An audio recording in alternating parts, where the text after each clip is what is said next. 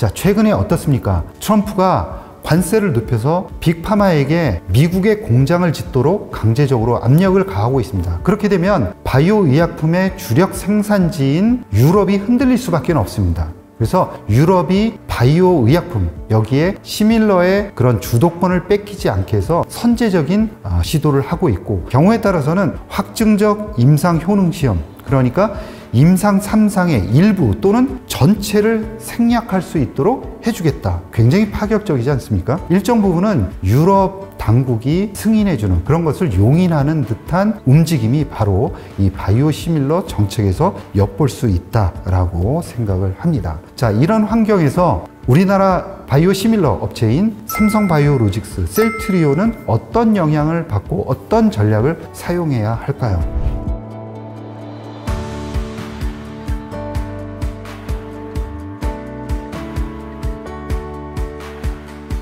자, 이번 시간에는 바이오시밀러의 그런 승인 환경이 미국과 유럽이 변화하고 있습니다. 이런 변화하는 환경 속에서 우리나라 바이오시밀러 업체들이 어떤 전략을 가져가야 할지에 대해서 알아보도록 하겠습니다. 미국의 최근 동향을 보면은 FDA의 인력들이 많이 해고가 되고 있습니다. 미국 FDA의 인력 중에서 3,500명이 최근에 해고가 되었죠. 현장 실사를 담당하는 FDA 검사 및 조사부 소속의 170명도 해고가 되었다라고 이야기를 하고요. 실험실 품질 검사를 일시 중단하기도 하고, 또 공중보건 연구와 의약품 심사 기능이 위축되기도 합니다. 그리고 정기검사의 횟수를 줄일 수밖에 없는 거죠. 인원이 딸리다 보니까. 그래서 제조시설 점검의 우선순위를 재조정해야 하는 상황이 벌어지고 있다. 그리고 FDA 심사관 출장 업무에 차질이 생기면서 정기검사의 속도 지연도 불가피하다라는, 어떻게 보면 신약 승인과 또 공장에 대한 검사, 이런 부분들이 전체적으로 지연되고 있다라는 이야기입니다. 여기에 한 가지 더, FDA 예산의 상당 부분을 차지하는 푸파, 즉 처방약 사용자 수수료법이라고 하는데요. 여기에 제네릭 수수법과 더불어서 협상 핵심 인력이 대부분 해고가 되었습니다. 따라서 2027년도에 시작되는 다음 사이클을 대비하는 협상에서 FDA가 불리할 수밖에 없다라는 이야기가 나오고 있습니다. 또한 여기에 더불어서 바이오시밀러의 사용자 수수법도 관련 활동이 지연될 수밖에 없다라는 우려감이 나오고 있는 상황입니다. 또 한 가지, 트럼프가 약가이나 행정명령에 서명을 했습니다.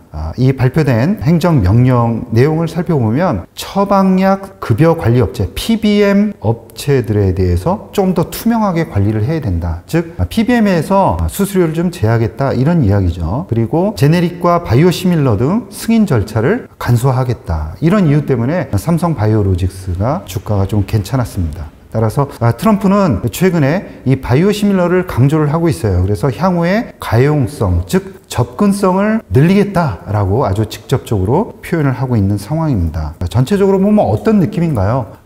약간은 인하시키고 싶고, 그리고 그러기 위해서 바이오시밀러라든가 제네릭은 조금 더 활성화시키고 싶다라는 의지는 강한데, 심사하는 인력들은 해고를 하고 있고 약간 엇박자가 나고 있다, 그런 느낌을 우리가 받을 수가 있습니다. 유럽으로 넘어가 보겠습니다. 자, 유럽을 보면은 유럽이 바이오시밀러 개발을 간소화하는 가이드라인을 구축해서 약물 개발을 촉진한다는 계획을 발표를 했습니다. 자, 내용을 좀 더 살펴볼까요? 임상시험 관련한 데이터 규모를 줄여서 허가 절차를 간소화하는 정책을 본격적으로 시행을 하겠다라고 이야기를 하는 겁니다. 자, 이건 뭘까요? 유럽의 바이오시밀러 주도권을 강화하려는 의도입니다. 바이오시밀러는 먼저 유럽에서 활성화가 되었죠. 따라서 지금 주도권을 갖고 있기 때문에 앞으로도 주도권을 계속해서 가져가겠다라고 이야기를 하는 거고요. 최종 가이드라인이 마련되면 내년인 2026년부터 당장 시행을 하겠다라고 이야기를 하고 있습니다. 좀 더 내용을 보면 현재 유럽의 바이오시밀러 승인 절차를 보면 비임상 시험을 하고 임상 1상 그리고 임상 2상은 제외한 다음에 임상 3상을 하게 되어 있습니다. 4월 1일 발표된 EMA에서 발표한 맞춤형 임상 접근법 초안을 보시면은 기존의 광범위한 여러 단계의 임상시험 요구를 크게 줄이는 방향으로 고민을 하고 있다, 라고 이야기를 하고 있고요. 구체적으로 보면 분석적 비교 결과와 페이스 1 임상 일상 비교 시험만으로도 생물학적 동등성을 입증할 수 있도록 하고, 과도한 면역원성 시험은 줄이고 시판 후에 모니터링으로 대체를 하겠다라고 상당히 획기적인 발표안을 내놓고 있습니다. 경우에 따라서는 확증적 임상 효능 시험, 그러니까 임상 3상의 일부 또는 전체를 생략할 수 있도록 해주겠다. 굉장히 파격적이지 않습니까? 또한 외삽, 즉 한 개의 적응증에서 확보된 임상이라든가 또 약동학적, 양력학적 데이터를 연관 적응증에 확장해서 적응할 수 있도록 해주겠다. 즉 비슷한 적응증에 대해서는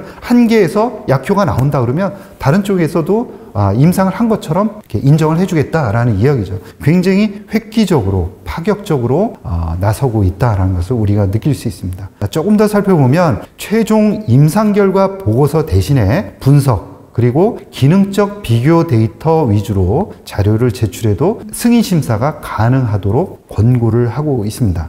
그래서 개발 비용과 시간을 획기적으로 절감을 해서 환자의 접근성과 이유시장의 매력도를 제고하는 것이 핵심적인 내용입니다. 자, 최근에 어떻습니까? 트럼프가 관세를 높여서 빅파마에게 미국의 공장을 짓도록 강제적으로 압력을 가하고 있습니다. 그렇게 되면 바이오 의약품의 주력 생산지인 유럽이 흔들릴 수밖에 없습니다. 그래서 유럽이 바이오 의약품, 여기에 시밀러의 그런 주도권을 뺏기지 않게 해서 선제적인 시도를 하고 있고, 이러한 역학 구도를 잘 알고 있는 빅파마들이 미국으로 일정 부분 갈 수밖에 없지만 그 손실 부분을 어느 정도는 유럽에서 만회를 하겠다라는 이야기를 하고 있는 거죠. 그래서 유럽 EMA에 적극적으로 규제도 간소화하고 적극적으로 지원도 하고 의약품에 대한 특허 기간도 예를 들어서 희귀의약품에 대해서는 10년에서 12년으로 늘려주는 그런 파격적인 조치를 해달라고 계속해서 요구를 하는 것입니다. 일정 부분은 유럽 당국이 승인해주는 그런 것을 용인하는 듯한 움직임이 바로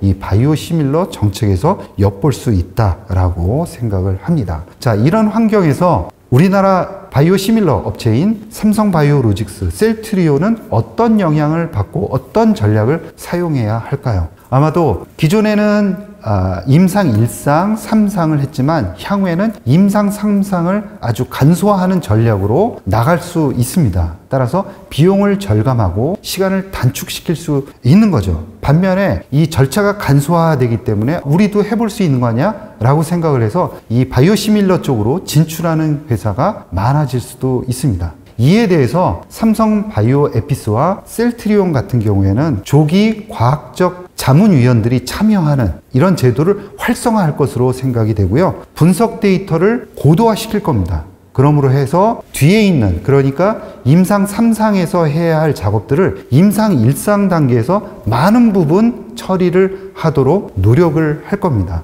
즉 우리나라 기업들이 이런 부분들을 굉장히 치밀하게 잘 하죠. 특히 삼성 같은 경우에는 문제가 일어나지 않았는데도 불구하고 일어날 것으로 예상되는 문제를 예측을 해서 해답을 미리 제시를 하는 그런 치밀성을 보이고 있습니다. 삼성이 굉장히 잘하는 분야죠. 따라서 장기적으로 볼 때는 이 제도의 변화가 삼성바이오에피스 그리고 셀트리온에 매우 중대한 기회를 제공할 것이다 라고 생각을 합니다. 이상으로 유럽에서 벌어지고 있는 바이오시밀러의 승인제도 변경 환경, 그리고 미국의 환경, 그리고 우리나라 바이오시밀러 업체들의 전략에 대해서 살펴봤습니다.